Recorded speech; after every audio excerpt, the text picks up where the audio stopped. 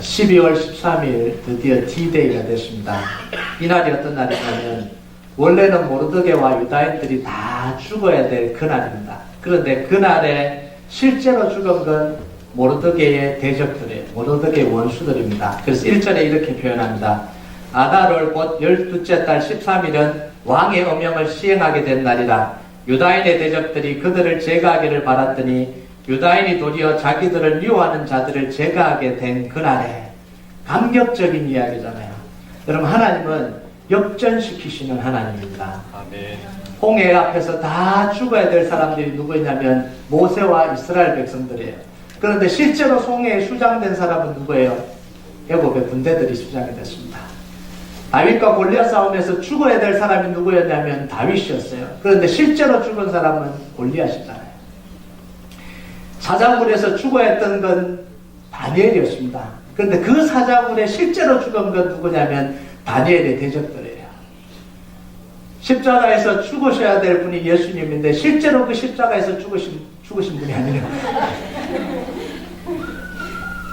죽은 것이 사망과 저주와 이 사단의 권세, 지옥 권세가 다 멸해져.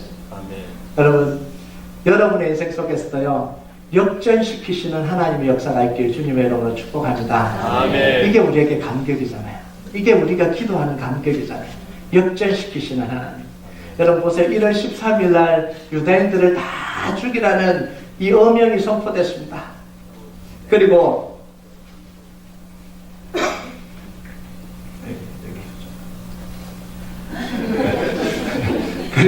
기도하는 가운데 2개월 뒤에 다시 그 음영이 뒤집어지잖아요. 그리고 12월 13일 드디어 하나님의 역사가 일어납니다. 이게 기도하는 재미예요. 문제가 터지고 하나님 앞에 눈물 흘려 기도할 때 하나님 그 시간을 보내가다가 하나님 다시 뒤집어 주시는 역사. 그걸 경험해가는 게 우리의 신앙생활 아니에요. 여러분, 그 역사가 여러분 인생 속에 일어나게 주님의 이름으로 축복합니다. 아멘. 여러분, 하만이 유다인들을 다 죽이려고 했던 이유가 뭐예요? 모르드게가 자기에게 절하지 않는다는 괘씸죄에 걸린 거 아닙니까? 그런데 한 사람이 괘씸하다고 민족 다 전체를 죽이는 건 이거는 도를 지나친 겁니다. 그러면 하만이 모르드게와 유다인들을 다 죽이려고 했던 이유가 그냥 기분 나빠서가 아니라 또 다른 이유가 있다라는 거예요. 진짜 이유가 있다라는 이야기입니다. 여러분, 모르드게는 유다 민족이고 하만은 아말렉 민족입니다. 출애굽기 17장에 처음 등장합니다. 출애굽하던 이스라엘 백성들을 뒤에서 몰살시키려고 공격했던 민족이 누구냐면 이 아말렉 민족이에요. 이게 지금 포로지에서 다시 만났는데 원수가요. 그래서 하나님 뭐라 그러냐면 이 아말렉의 이름을 세상에 없어지도록 만들어라 이렇게 이야기했잖아요. 그리고 모르드게는 사울 왕의 후손이고요. 이 하만은 아각 왕의 후손입니다.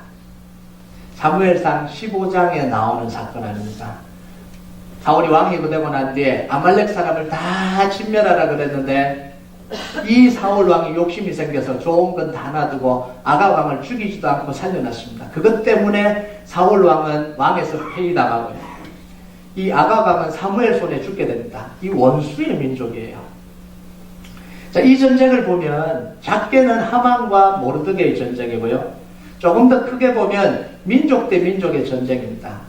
유다 민족과 아말렉 민족의 전쟁이에요. 그런데 이건 표면적인 이유고요. 진짜 이유는 뭐냐면 신앙의 전쟁이고 영적 전쟁이 벌어지고 있는 거예요.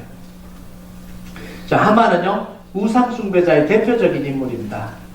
문헌에 보면 하만은 가슴 속에 늘 우상을 품고 다녔다 그럽니다. 마치 이 믿지 않는 사람들이 부적을 가슴에 품고 다니듯이 우상을 가슴에 품고 다녔다고 그래요. 그래서 지금 이 전쟁은 무슨 전쟁이냐면 페르시아를 우상 숭배자인 하만이 점령하느냐 아니면 하나님의 사람 모르드게가 점령하느냐의 싸움입니다. 겉으로는 전혀 그렇게 보이지 않는데 이 내면의 싸움이, 영적 싸움이 진행이 되고 있는 거예요. 여러분, 유대인들의 역사의 운명은 항상 이 영적 전쟁과 함께 했습니다. 겉으로 보이는 전쟁이 있고요, 영적 전쟁이 따로 있습니다. 우리 인생에도 마찬가지예요.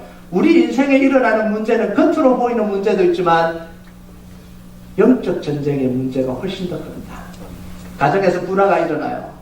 그냥 두 사람이 싸우는 것 같은데 그 내면을 깊이 들여다보면요, 영적인 문제가 들어가 있는 거예요. 이걸 우리가 오늘 바라봐야 되는 거예요. 여러분, 지금 유다인들이 페르시아에 살고 있는 이유가 뭐죠?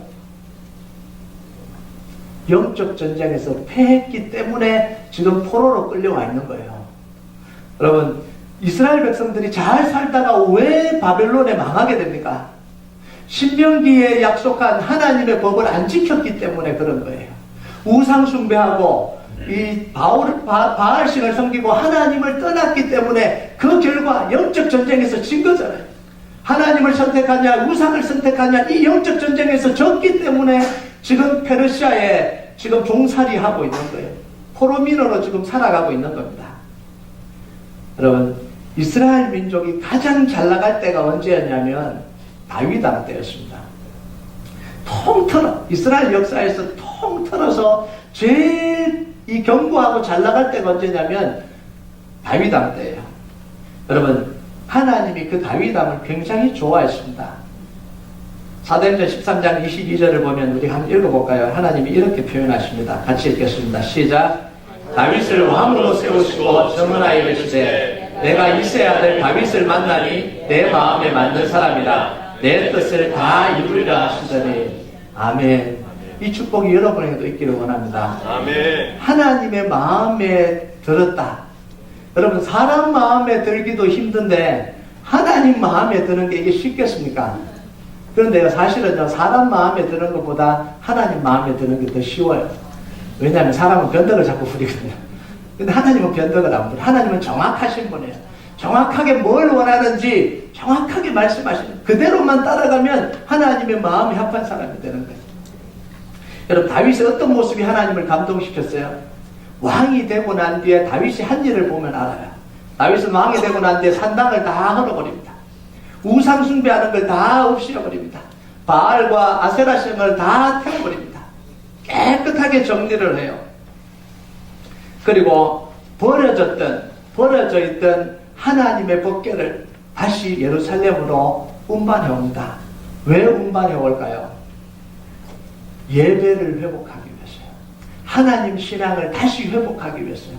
그래서 산속에 박혀있던 그 법궤를 다 사람들이 다 잊어버리고 있었습니다. 법궤가 있었는지도 잊어버리고 있는데 다윗은요, 왕이 되자 그걸 다시 옮겨와서 예루살렘 한 중앙에 주님을, 하나님을 중심으로 모시는 일을 하는 거예요.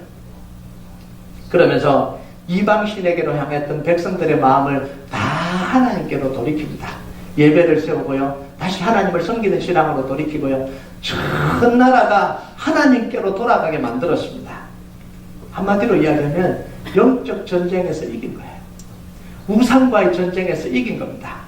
여러분, 하나님이 너무 기뻐서 다윗과 언약을 맺으십니다. 그게 사무엘하 7장이에요. 여러분, 하나님이 사람과 언약을 맺으신 게 몇 번 되지 않습니다. 하나님이 이 노아와 언약을 맺으셨고요, 하나님이 아브라함과 언약을 맺으셨고요, 하나님이 모세와 언약을 맺으십니다. 시내산에서 시내산 언약. 그리고 중요한 게 뭐냐면 하나님이 다윗과 언약을 맺으시는 거예요. 그 언약의 내용이 굉장히 중요합니다. 이 7장 전체가 하나님의 언약인데 그 중에 3절만 읽도록 하겠습니다. 읽어주시고요. 내가 가는 모든 곳에서 내가 너와 함께 있어 내 모든 원수를 내 앞에서 멸하였은즉 땅에서 위대한 자들의 이름같이 내 이름을 위대하게 만들어주리라. 내 수완이 차서 내 조상들과 함께 누울 때에 내가 내 몸에서 날 내 씨를 내 뒤에 세워 그의 나라를 견고하게 하리라. 그는 내 이름을 위하여 집을 건축할 것이요 나는 그의 나라 왕위를 영원히 견고하게 하리라. 여러분, 정말 대단한 약속이잖아요. 3가지를 약속하시는데 다윗이 어디로 가든지 원수를 물리치고 이기게 해주시겠다라는 거예요. 이건 대단한 약속입니다. 2번째는 뭐냐면 내 씨를 통해서 나라를 견고하게 하겠다는 거예요. 천하 만민이 복을 얻게 하겠다는 거예요. 3번째는요, 네 씨를 통해서 성전을 건축하게 하겠다는 겁니다. 이거는 일반적인 축복이 아니에요. 여러분, 왜 하나님이 다윗이 어디로 가든지 원수를 이기게 해주실까요? 이렇게 해주시는 이유가 뭐냐는 거예요. 이게 중요한 겁니다. 아무나에게 원수를 이기게 해주십니까? 아니에요. 다윗에게 주신 특별한 약속입니다. 어디로 가든지 내 원수를 이기게 해주겠다라는 거예요. 그 이유가 두 번째, 세 번째예요. 그게 뭐예요? 내 씨를 통해서 나라를 견고하게 해주겠다는 겁니다. 여러분, 이 씨는 예수님으로 이어지는 구원의 혈통을 이야기하는 겁니다. 그냥 다윗의 아들 솔로몬, 아브라함의 아들 이삭 이게 아니라 예수님으로까지 이어지는 구원의 혈통을 한마디로 이야기해서 씨라고 이야기를 하는 거예요. 여러분, 그래서 창세기 3장 15절에 보면 여자의 후손을 통해서 하나님이 구원하시겠다는 이 말씀을 하신 뒤에 4장 25절에 창세기 4장 25절에 아벨이 죽고 난 뒤에 뭐라고 이야기하냐면 아벨 대신에 다른 씨를 주셨다 이렇게 이야기합니다. 그게 셋이잖아요. 그리고 아브라함에게 약속하신 게 뭐예요? 내 씨를 통해서 대적의 성문을 차지하리라. 내 씨를 통해서 천하 만민이 복을 받으리라. 이건 이삭에게만 해당되는 이야기가 아니라 예수님으로 이어지는 구원 사건을 이야기를 하는 겁니다. 여러분, 그리고 성전은 뭐예요? 하나님의 구원을 이루어가는 구체적인 수단이 되는 게 바로 성전입니다. 그곳에서 희생제사가 드려지고요, 죄사함의 제사가 드려지고요, 그 제사가 이어짐을 통해서 구원의 역사가 이어가는 거예요. 여러분, 이제 보는 게 뭐냐면 다윗을 왜 어디로 가든지 이기게 하셨을까요? 하나님의 구원의 역사를 이루게 하시기 위해서 다윗이 어디로 가든지 이기게 하시는 거예요. 왜 다윗의 혈통을 끊어지지 않게 해주셨을까요? 그렇게 죄를 짓고 산 이스라엘 왕들이 많은데 남왕국 20명의 왕들 중에 하나님이 기뻐하시는 왕이 그렇게 많지 않았지 않습니까? 그런데도 불구하고 하나님은 그 씨를 이어가게 만드십니다. 그 왕조가 끊어지지 않게 만드셨어요. 왜요? 다윗과 한 언약, 구원의 언약 때문에 그런 거예요. 북왕국 이스라엘 19명의 왕은요, 계속해서 씨가 바뀌잖아요. 혈통이 바뀌잖아요. 그래서 지금 뭘 하고 있냐면 하나님이 다윗 왕의 이 혈통을 통해서 구원의 역사를 이루어가고 있는 거예요. 그래서 다윗 왕조가 망하면 안 되는 거예요. 그래서 하나님이 다윗 왕조를 지켜주시는 거예요. 왜요? 하나님의 구원 역사를 위해서요. 여러분, 하나님이 교회와 함께 하시는데 교회 속에 역사하십니다. 그런데 왜 교회 속에 역사하실까요? 복음 전하기 위해서 하나님이 교회가 필요하신 거예요. 교회가 왜 필요할까요? 이민살이에 힘드니까 와서 서로 위로받아라고 교회가 필요할까요? 그 교회 아니라도 위로받을 수 있잖아요. 교회 아니라도 모임 가질 수 있잖아요. 왜 교회를 세우셨냐? 구원의 역사를 이루어가기 위해서 그런 거예요. 복음을 전하기 위해서 교회를 세워요. 그래서 하나님은 어떤 교회와 함께 하시냐면 복음 전하는 교회 속에 역사하시는 거예요. 여러분, 하나님은 모든 교회 속에 역사하십니다. 또 모든 교회 속에 역사하지 않으십니다. 두 가지가 맞는 말이에요. 복음 전하는 교회 속에 하나님이 역사하시는 거예요. 그냥 교회라고 다 역사하시는 게 아니에요. 잘 들으셔야 됩니다. 어디 가고 목사님 교회 속에 역사하지 않는다고 편집하지 마세요. 복음 전하는 교회가 존재할 가치가 있기 때문에 그 교회를 세워가는 거예요.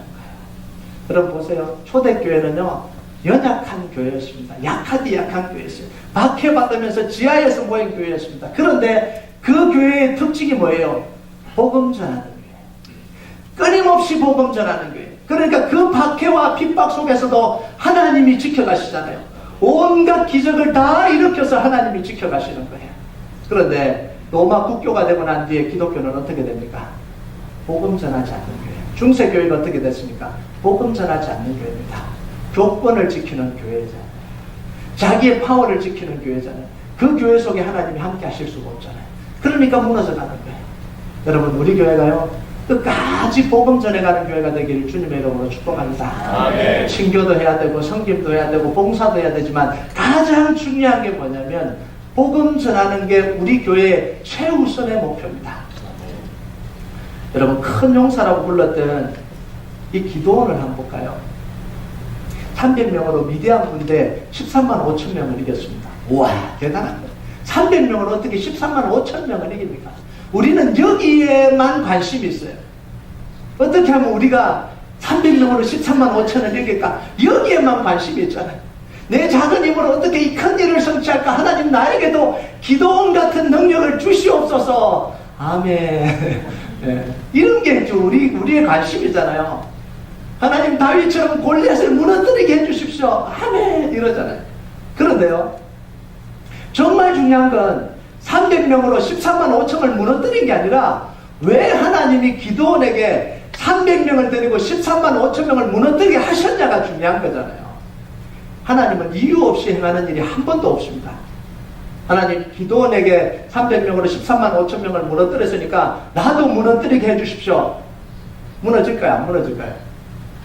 무너질 수도 있고 안 무너질 수도 있습니다. 무너져야 될 이유가 있을 때 하나님이 무너뜨려 주시는 거예요. 자, 근데요, 여기 보면 우리의 관심은 300명 대 14만 5천인데 하나님의 관심은 다른 데 있더라고요. 여러분, 기도원이 전쟁에 참여하기 전에 뭘 하는지 보세요. 바알 제단과 아세라 목상을 다 찍어 부숩니다. 그리고 그걸 가지고 하나님 앞에 번제를 드려요. 뭘 했다는 거예요? 영적 전쟁을 했다는 거예요. 그 영적 전쟁에서 이겼습니다. 그리고는 이 300명 대 14만 5천의 역사가 일어나는 거예요. 여러분, 이 기도원의 아버지가 누구냐면 이방신 제사장이었습니다. 그 동네요. 이방신 제사장이었어요. 그런데 그 제사장 아들이 기도원이 하룻밤에 섬기는 바알신하고 아세라신을 찍어서 불태워버리고 하나님께 번제를 드렸다고 한번 생각해 보세요. 마을 사람들이 다 들고 일어났습니다. 당장 기도원 끌어내라고, 잡아 죽이겠다고. 그만큼 위험한 일을 지금 기도원이 저질른 거예요.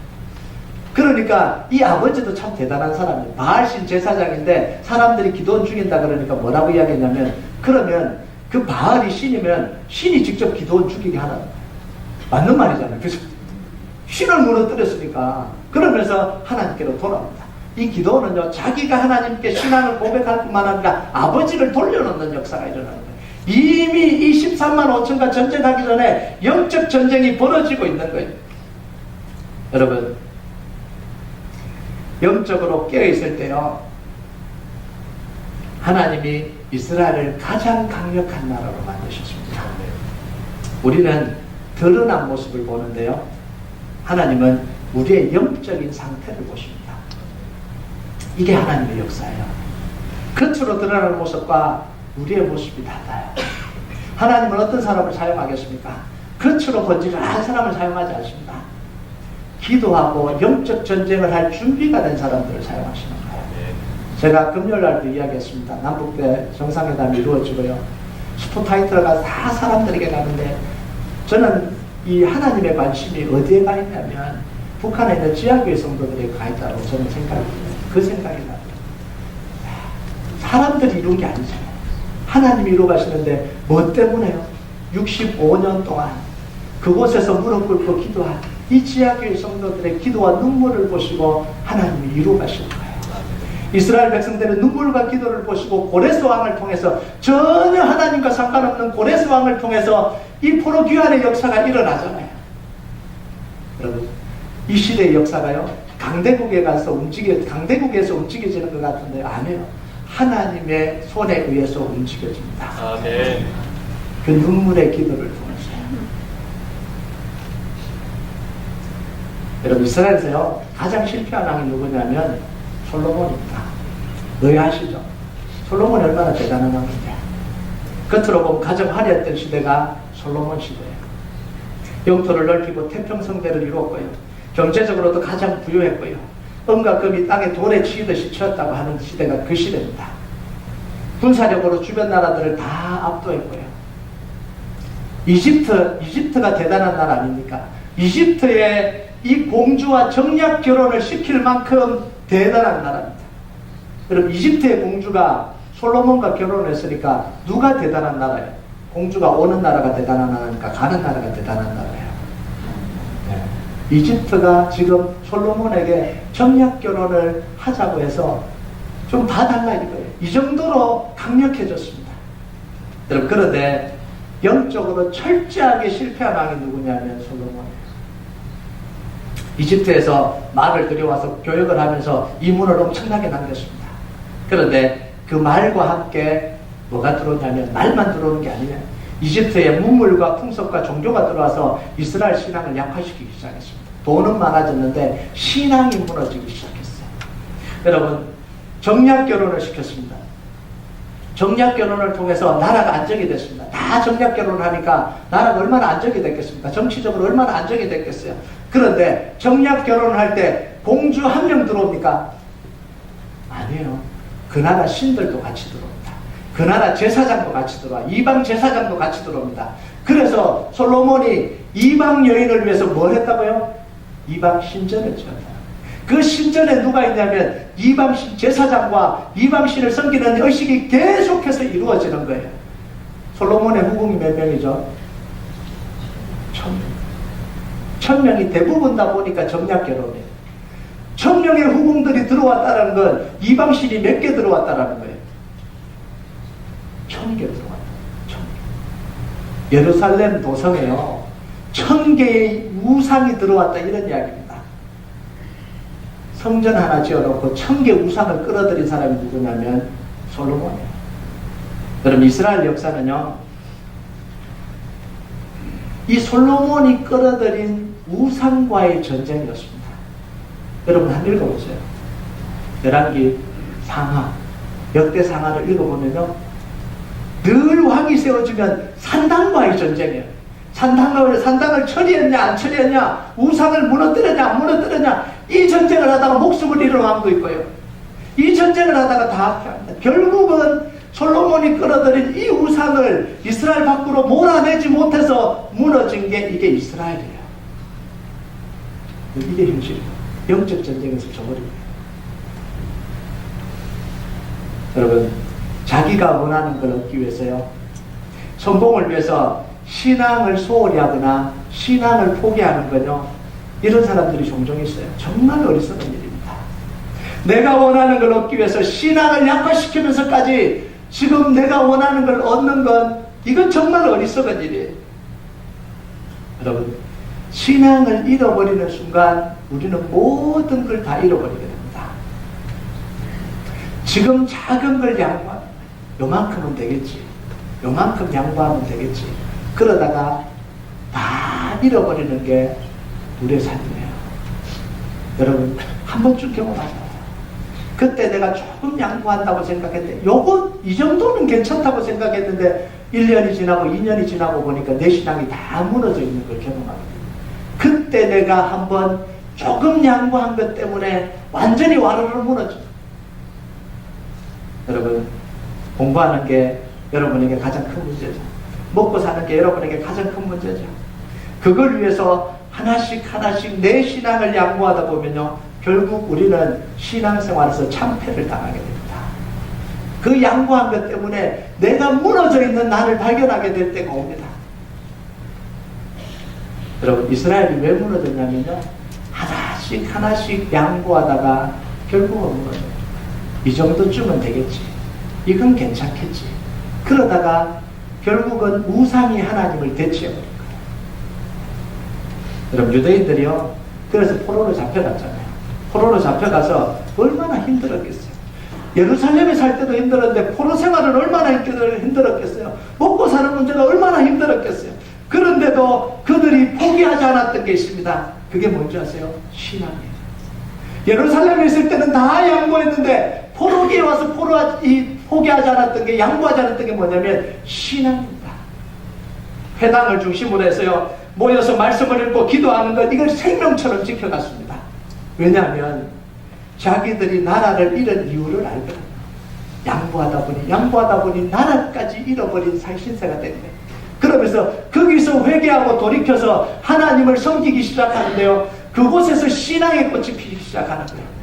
여러분, 이스라엘의 신앙의 꽃은요, 성전이 다 마련되어 있고 제사장들이 다 있고요, 엄청난 재물이 넘쳐날 때 그때 신앙의 꽃이 핀 게 아니에요.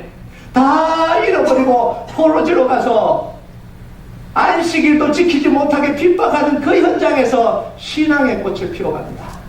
왜요? 그때 양보하지 않았기 때문이에요. 여러분, 모르드게가요, 왜 하만에게 절하지 않았을까요? 하만이 모르드게가 유다민족이라는 사실을 몰라요. 거기 있는 사람들이 모르드게가 신앙인이라는 사실을 모릅니다. 그냥 눈 감고 한번 절하면 끝나는 문제예요. 그러면 자기가 가진 게 다 지켜져요. 그런데 왜 모르드게는 그 하나 양보하지 않고 죽음 속으로 자기를 내던졌을까요? 그거 하나 양보하면 자기들이 다 무너질 거라는 걸 알았기 때문에, 그거 양보하는 순간 그 민족의 운명이 끝날 거라는 걸 알았기 때문에 그런 거예요. 지금은 작은 거지만 민족을 송두리째 무너뜨릴 수 있다는 사실을 알았기 때문에 그래요. 저는 이게 이해가 되더라고요. 제가 군대 이야기를 별로 안 하고 싶은데 꼭 필요한 이야기를 삽니다. 군대 갈 때 제가 술과 담배를 안 하기로 결정을 하고 갔습니다. 뭐 그전에도 안 했습니다. 군대 있던 동안 절대로 술, 담배를 안 하기로 결정을 했어요. 제가 왜 그런 결정을 내렸냐면, 크리스찬이기 때문에 그건 너무 뻔한 사실이고요. 무슨 위기감이 드냐면, 내가 술과 담배를 한 번 용납하는 순간 술, 담배 하나 하는 게 아니고 내 신앙 자체가 무너져 버릴 것 같은, 나를 못 지킬 것 같은 그런 위기감이 들더라고요. 그잖아요. 그게 하나 양보되는 순간 내 존재 자체가, 내 신앙 자체가 무너져 버릴 것 같은 그런 느낌이 드는 거예요. 그래서 하나님 앞에 결단하고 갔습니다. 하나님 절대 안 하겠습니다. 가서 좀 많이 맞았죠. 맞고 기합도 받고 호통도 당하고. 그래도 뭐 어쨌든 이제 그러니까 어쩔 수는 없잖아요. 안 하겠다 그러고. 그러면 한 1년 반이 지나니까 제 바로 위에 한 3개월 스님이 부르더라고요. 어느 날 부르더라고요. 이게 이제 느낌이 오잖아요. 이게 구타러 가는 것과 그냥 부르는 것에 느낌이 다르잖아요. 이게 그냥 부르는 거예요. 그래서 갔어요. 가니까 심각하게 이야기를 하더라고요. 한 가지 물어볼 게 있다 이러더라고요. 그래서 뭐라 그러잖아요. 너 왜 술 안 먹냐 이러더라고요. 그래서 제가 그 이야기를 했어요. 제가 그걸 입에 대는 순간 내 존재 자체가 무너져 버릴 것 같아서 제가 지키고 있습니다. 뭐 신앙적인 이유도 있지만, 술 한 번 먹었다고 하나님이 나를 버리실 것 같지는 않는데, 근데 내가 무너질 것 같아서 내가 못하겠습니다. 그러니까 그 스님이 뭐라 그러냐면, 고맙다. 자기가 그런 줄 알았는데 그걸 확인시켜줘서 고맙다. 그래서 뭐라고 하냐면, 자기 제대할 때는 좀 마셔달래요. 그럼 이거예요. 하나 양보하는 순간, 하나 양보하는 게 아니라 우리 존재가 무너져 버리는 거예요. 그래서 우리가 왜 주일을 하나님 앞에서 그렇게 노력하면서 지켜야 돼요?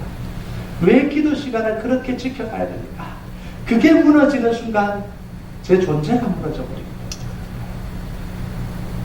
여러분, 모르드게는요, 상황이 어려울 중에도 포기하지 않고 영적 싸움을 싸웠습니다. 영적 전쟁이 뭘 의미하는지 모르드게는 알았어요. 내가 지금 이걸 포기하면 뭐가 지금 무너지는 줄 알았어요. 그러니까 끝까지 붙드는 거예요. 여러분, 그리고 그 싸움을 승리로 이끌어갑니다. 죽음을 무릅쓰고라도 그 싸움을 승리로 이끌어가요. 하나님이 모르드게와 함께 하셨기 때문에 그 싸움에서 이깁니다. 얼마나 눈물 났을까요? 그 싸움이 얼마나 길었을까요? 그런데 그 싸움을 이기고 난 뒤에 느끼는 이 감격이 얼마나 큰 감격인지 몰라요. 이게 우리 그리스도인들의 희열이고 감격이에요. 우리 그리스도인들의 희열의 감격은 아무런 일이 일어나지 않는 그게 아닙니다. 평안한 게 아니에요. 문제가 찾아올 때 하나님 앞에 결단하고 눈물을 흘려 기도하고 그 고통의 시간을 지나갈 때에 하나님이 역사하시는 그걸 경험하는 게 이게 신앙의 감격이에요. 신앙의 희열입니다. 이 감격, 이 희열이 여러분 속에 있길 주님의 이름으로 축복합니다. 아멘. 여러분, 그래서 우리가 오늘 봐야 되는 게 뭐냐면, 모르드게가 어떻게 영적 싸움에서 승리하냐 구체적인 이야기를 좀 하려고 그래요. 첫 번째는요, 함께 준비합니다. 그럼 영적 전쟁은요, 혼자 치를 수 있는 게 아니에요. 사실은 우리 가정의 문제는 내 문제잖아요. 내 인생의 문제도 내 문제잖아요. 그런데 내 문제도 함께 치러가야 돼요. 이게 영적 전쟁입니다. 여러분, 모르드게가 조서를 언제 내립니까? D-Day 7개월 전에, 7개월 전 3월 23일 날 조서를 내리잖아요. 그러면 7개월 남았잖아요. D-Day 동안 7개월 남았잖아요. 그 7개월 동안 이스라엘 백성들이 뭘 했겠어요? 전쟁 준비를 한 거예요. 그것도 혼자 아니라 2절에 보면 이스라엘 백성들이 각도 각 성읍에 모여 함께 싸웠다 이렇게 이야기합니다. 여러분, 이게 중요한 거예요. 함께 싸우는 거예요. 여러분, 당일날 바로 모여서 12월 13일 날 바로 모여서 대적들과 상대할 수 있을까요? 그럼 죽어요. 여러분, 운동을 하면 알잖아요. 이 경기를 할 때 대표팀이 언제 모입니까? 하루 전에 모이지 않지 않습니까? 몇 달 전에 모여서 합숙을 하고 그러면서 훈련을 하고 그래야지 함께 싸울 수가 있는 거예요. 아무리 유명한 사람도 아무리 실력 있는 사람도 합숙하지 않으면 그 대회에 나갈 수가 없잖아요. 왜요? 함께 해야 되는 거예요. 나는 영적으로 뛰어나기 때문에 수준 낮은 사람들하고는 같이 못 싸워. 그런 사람은 없는 거예요. 나는 혼자라도 충분히 지킬 수 있으니까 나 혼자 기도해도 돼. 이런 사람은 있을 수가 없습니다. 함께 싸워가는 게 영적 전쟁입니다.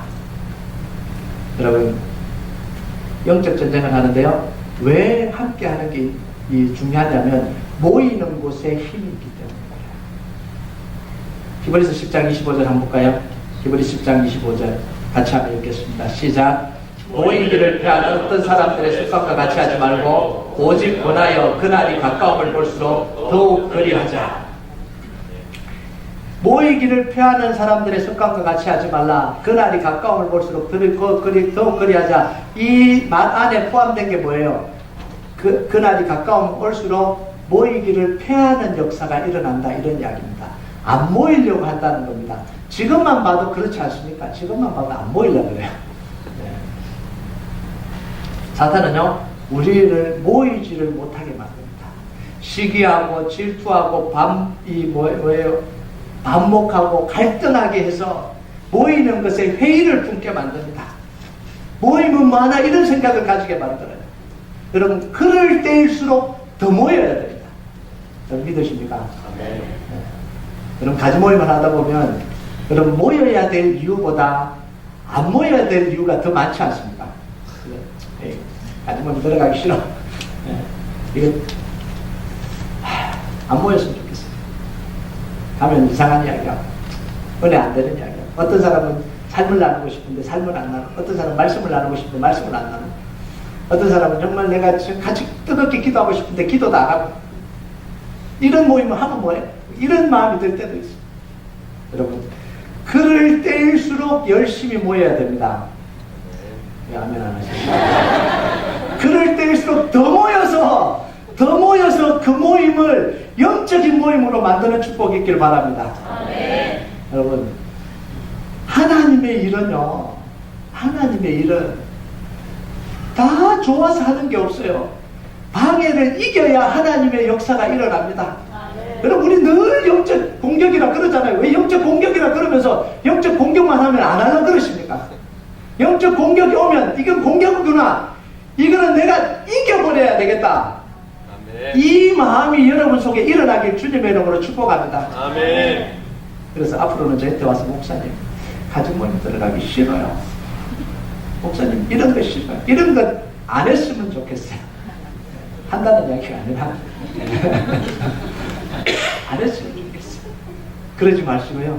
목사님, 그런 일이 있는데 제가 기도를 시작했습니다. 이런 역사가 있기를 바랍니다. 이래야 뭔가 교회가 되죠. 뭐 조금 문제가 생기고 조금 힘들면, 아이고 목사님, 이것 때문에 저 안 할래요. 이것 때문에 저 싫어요. 정말 영적 전쟁을 치러가는 사람은요, 자기가 이 하는 일에 영적인 일에 방해되면 그때부터 금식을 해버리든지 작정을 해버리든지 그걸 이겨가려고 하는 게 그게 믿음 있는 사람의 반응이에요. 여러분 보면요, 마태복음 18장 19절에서 20절까지 보면 이렇게 이야기합니다. 진실로 다시 너희에게 이르노니 너희 중 두 사람이 땅에서 합심하여 무엇이든지 구하면 하늘에 계신 내 아버지께서 그들을 위하여 이루게 하시리라. 두세 사람이 내 이름으로 모인 곳에 나도 그들 중에 있느니라. 아멘. 두세 사람이 합심하여 이 땅에서 기도하면 하늘에서 이루어질 것이다. 하늘 문이 열린다는 이야기입니다. 그런데 우리는 여기서 뭘 강조하냐면 두세 사람을 객속해서 강조해요. 두 사람만 모였다. 세 사람만 모였다. 그런데 지금 이 말씀의 핵심이 뭐냐면 내 이름으로 모이는 곳에가 강조점이에요. 두 사람, 세 사람 모이는 게 아니에요. 두 사람, 세 사람 모여서 볼링 치면 그 속에서 하늘이 열릴까요? 두 사람, 세 사람 모여서 친교 모임 갖고 수다 떨면 그것은 하늘이 열릴까요? 안 열려요. 이러니까 뭐 볼링도 치지 말고 친교 모임 하지 말라고 그러는데 지금 우리 교회는 친교 모임 많이 해야 됩니다. 남성교회 들으시기 바랍니다. 제가 축구에서 은퇴하고 난 뒤에 운동을 안 하려고 그래요. 남자들이 쓸 자리가 없어졌어요.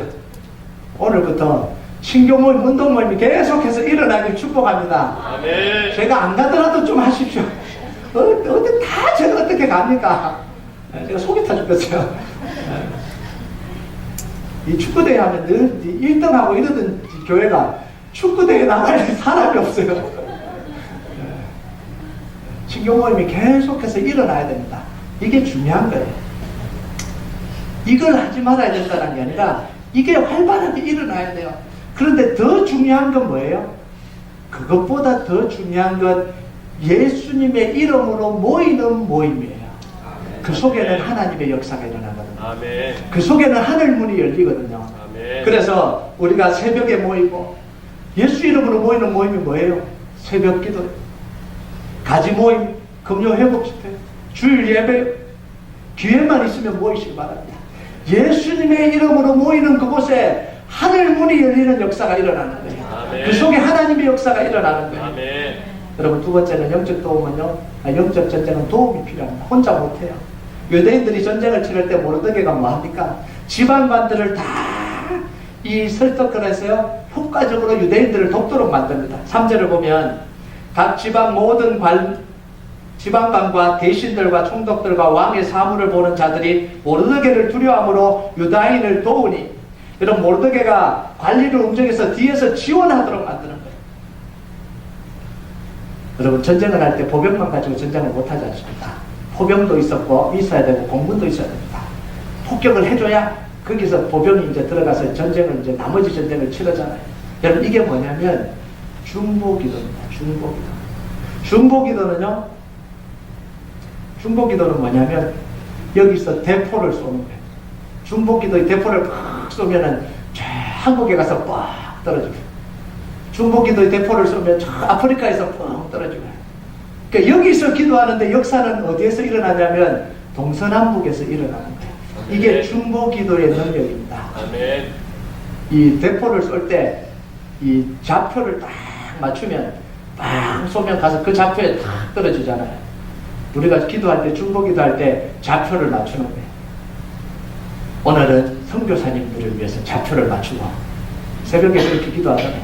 오늘은 이 달라스에 있는 교회들, 200개가 넘는 교회들을 향해서 좌표를 맞추고 우리가 기도하잖아요. 또 하루는요,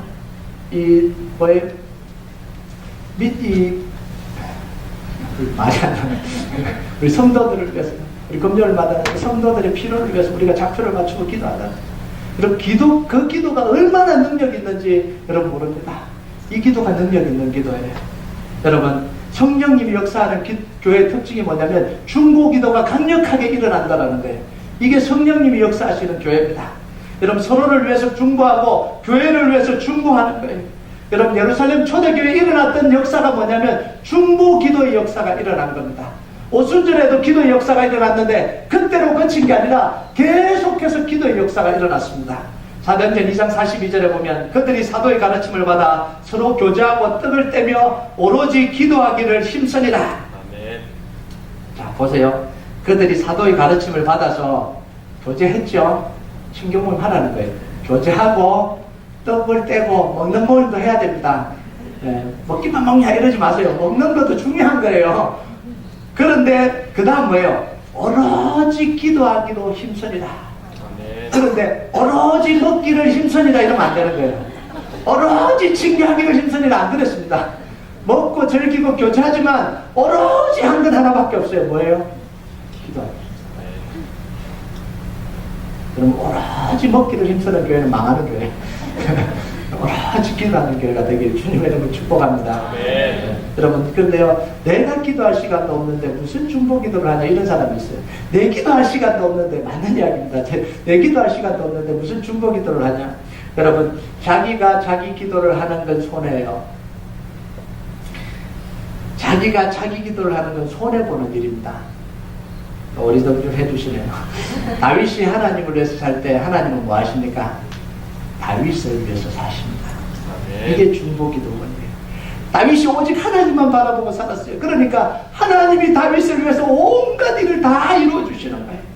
여러분, 내가 교회를 위해서 기도하고요, 내가 성도들을 위해서 기도하면 하나님은 뭐 하시게요? 하나님이 나를 위해서 사십니다. 나를 위해서 역사하시는 거예요. 이 새벽에 나와서 잠을 깨고 나와서 새벽 기도하는데 내가 왜 딴 사람을 위해서 기도해야 돼? 그런 마음 드시죠? 그때 교회를 위해서 기도하고 성도들을 기도할 때 하나님은요, 나를 위해서 일하시는 거예요. 이게 중보기도의 힘입니다. 그럼 저는 새벽 기도하러 와서요, 거의 제 기도를 하지 않습니다. 아예 안 하는 건 아니에요. 하시는 하지만 거의 안 합니다. 교회를 위해서 기도하고 성도들을 위해서 기도합니다. 그러면 제가 성도들을 위해서만 기도하는데 성도들이 저를 위해서 기도 안 해주면 손해잖아요. 네, 그런데요, 손해가 아니에요. 하나님이 제 문제를 알아서 처리해 주시죠. 13년 목회 동안 하나님 그렇게 하셨습니다. 하나님이 그렇게 처리해 주셨어요. 그걸 알기 때문에 저는 제 기도 안 해요. 할 필요가 없어요. 두 번째는요, 제가 성도들을 위해서 기도할 때 제 영혼이 살아납니다. 참 신기하더라고요. 기도가요. 내가 나를 위해서 기도하는 것보다 내가 다른 사람을 위해서 기도할 때 성령의 역사가 더 강력하게 임하더라고요. 은혜가 더 강력하게 임하더라고요. 이게 기도의 능력이더라고요. 여러분, 120명의 기도가 120명의 이 성도들이 마가의 다락방에서 모였을 때 누구를 위해서 기도했을까요? 자기 자신을 위해서 기도했나요? 아니요. 하나님이 예수님이 약속하신 그 약속의 말씀을 붙들고 기도했고, 교회를 위해서 기도했고, 성도들을 위해서 기도했고, 하나님 나라를 위해서 기도하니까 그 속에 성령의 강력한 역사가 일어났잖아요. 여러분, 우리 교회 속에요, 강력한 중보기도 역사가 일어나길 주님의 이름으로 축복합니다. 여러분, 우리가요, 예배를 위해서 기도해야 될 중보기도 용사들이 세워져야 됩니다. 여러분, 이게 누가 기도해야 될까요? 예배를 위해서요. 1번 목사님, 2번 장로님, 3번 권사님, 4번 안수집사님, 땡! 여러분, 기도의 사명자가 있습니다. 그 교회는요, 예배를 위해서 기도할 기도의 사명자가 있어요. 그게 누구냐면 장로도 아니고, 장로님도 아니고, 목사님도 아니고, 권사님도 아니에요. 예배가 왜 이렇게 은혜가 안 됩니까 하는 그 사람이요. 우리 교회 예배가 왜 은혜가 안 됩니까? 그 사람은 예배를 위한 기도 사명자입니다. 왜 그런지 아세요? 내 눈에는 안 보이는데 그 사람 눈에는 보이잖아요. 가지 모임이 왜 이렇습니까? 가지 모임을 위한 기도 사명자예요.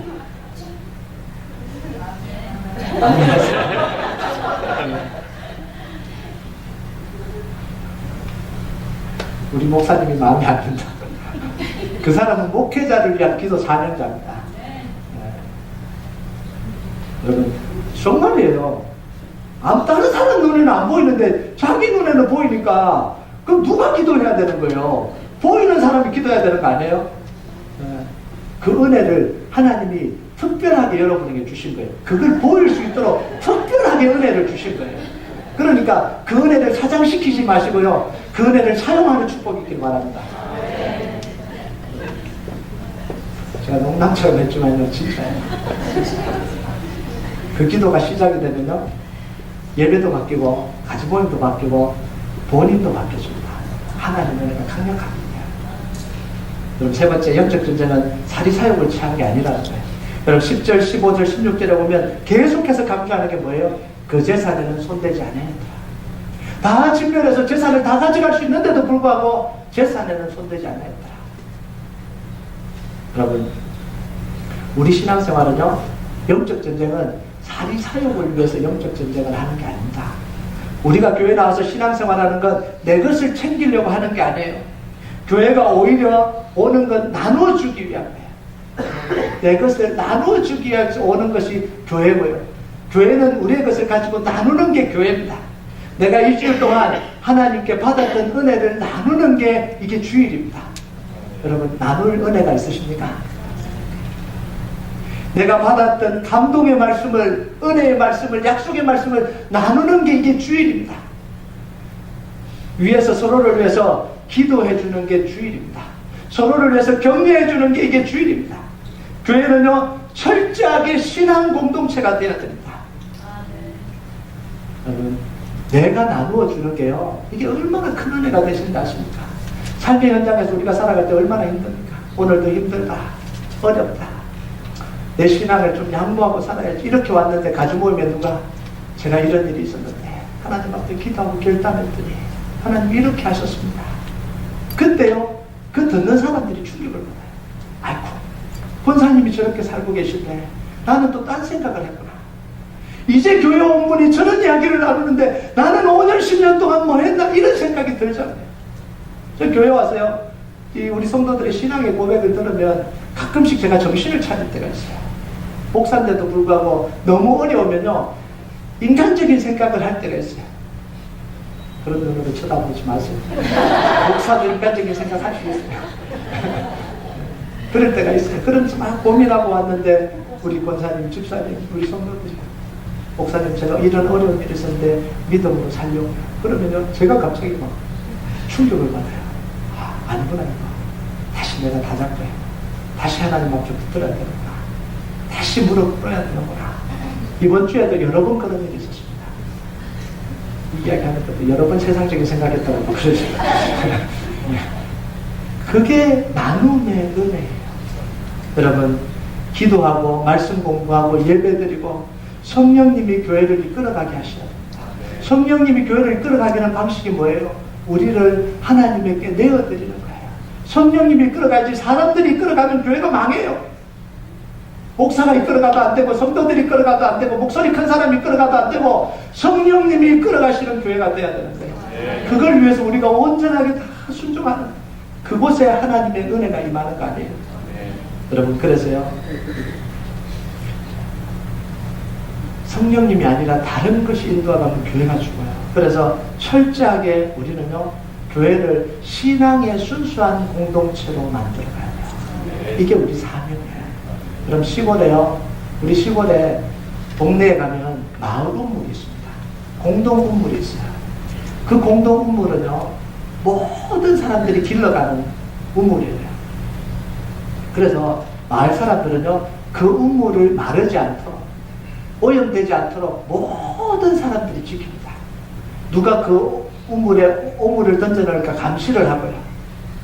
그 우물을 오염시킬까, 독이 타지 않을까 감시를 하고, 모든 사람들이 감시를 해요. 그러면서 이 우물을 깨끗하게 지켜갑니다. 왜요? 모든 사람들이 그 우물로부터 생수를 길어가야 되기 때문에 그래요. 여러분, 우리가 주일날 예배 오면서 무슨 생각으로 오십니까? 하나님의 은혜의 생수를 받아야 되겠다, 이런 생각으로 오지 않습니까? 그런데 교회가 싸우고, 교회가 문제가 일어나고, 교회가 불평이 일어나고, 그러면 은혜를 받고 생수를 얻으려고 주일날 왔는데 보니까 우물이 오염되어 있어요. 얼마나 화가 나요. 얼마나 안타까워요. 그래서 우리가요, 이 가지 모임을 신앙의 순수한 공동체로 만들어가야 돼요. 그 안에서 정말 우리가 이 생수를 갈급하고 온 이 속에 하나님의 은혜가 있어야 돼요.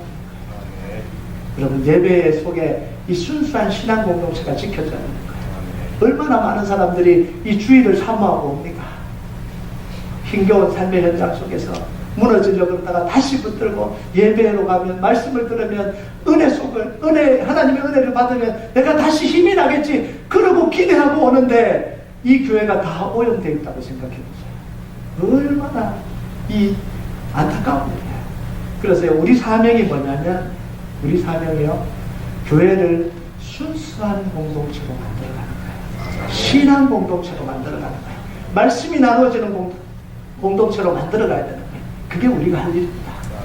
그리고 이제 마지막으로요, 영적 전쟁은 항상 깨어 있어야 됩니다. 유대인들에게 유리했지만 왕이 지원을 했고 적의 우두머리로 다 죽었습니다. 그런데 긴장하지 않으면 상당한 타격을 입게 됩니다. 이스라엘 백성들이, 유대인들이 죽인 사람들이 몇 명이냐면 수산성에서 800명, 전체적으로 7만 5천 명이에요. 엄청난 치열한 전쟁이 일어났다는 거예요. 이때 긴장하지 않으면 뭐예요? 다치게 됩니다. 다치게 됩니다. 여러분, 영적 전쟁이에요. 사단은요, 우리를 그냥 승리하도록 놔두지 않아요. 꼭 해코지를 하지 않습니까? 우리의 약점을 공격하잖아요. 우리의 뒷다리를 겁니다. 이게 사단이 하는 일이에요. 약한 부분을 건드리고 가장 친한 사람, 가장 가까운 사람을 통해서 우리를 절망시키고요. 말 한마디에 절망시키고요. 거짓말을 통해서 절망시키고요. 여러분, 이 거짓말은 사단이 이용하는 가장 중요한 통로예요. 거짓말이 교회 속에서 사라져야 됩니다. 그게 있었으면 안 돼요. 그 속에는 성령이 역사할 수가 없습니다. 이런 모르드게는요, 하만과의 전쟁에서 철저하게 승리했습니다. 승리의 원인은 뭐예요? 신앙을 양보하지 않고 철저하게 하나님을 붙들었습니다. 여러분, 신앙이 살아있으면요, 그 교회는 살아있는 거예요. 신앙이 살아있으면 그 가정은 살아있는 거예요. 그처럼 문제가 다 일어나는 것 같아도 그 가정에 기도의 불씨가 꺼지지 않고 있으면 언제든지 그 기도의 불씨는 타오르게 됩니다. 여러분, 문제가 있고 힘겨움이 있고 어려움이 있는 것 같은데, 여러분, 어렵다고 신앙의 불씨를 꺼버리지 마시기 바랍니다. 기도의 불씨를 꺼버리지 마시기 바랍니다. 기도의 불씨만 살아있으면요, 언제든지 타오를 수 있잖아요. 이게 우리 삶이에요. 때로는 어려울 수도 있어요. 기도가 안 될 때도 있어요. 그렇다고 기도의 불씨를 꺼버리지는 마세요. 기도하러 나오다가 못 나오는 분들도 계실 거예요. 기도하다가 지쳐버린 분들도 계실 거예요. 하나님을 열심히 믿다가 정말 실망한 분들도 계실 거예요. 그런데 기도의 불씨는 꺼뜨리지 마세요. 다시 하나님이 지펴주실 때가 있습니다. 여러분, 잠들어 있는 영혼 깨우시고요. 기도하기를 쉬고 있었던 분들 다시 기도의 불을 지피시고요. 낙심한 분들 다시 일어나시고요. 여러분 삶 속에 역전시키시는 하나님의 역사, 그 놀라운 은혜가 여러분의 있기를 주님의 이름으로 축복합니다. 우리 같이 찬양하도록 하겠습니다. 이 찬양 제가 설교 준비하면서요, 이 찬양 함께 나누고 싶었는데 우리 안에는요, 선한 게 하나도 없어요. 자랑할 게 하나도 없고요. 당당한 게 하나도 없습니다. 주님이 우리 마음 채워주셔야지. 우리 마음을 뚫어주셔야 됩니다. 그래서 고백하는데, 주님 내 마음을 보십시오. 선한 게 하나도 없습니다. 그러나 내 것을 주님께 내어드리고 주님 마음 품기를 원합니다. 기도의 불씨를 다시 일으키기를 원합니다. 주님 함께 해달라고 이 시간 우리가 찬양으로 고백하도록 하겠습니다. 오소서 주님, 오소서 주님, 나의 마음을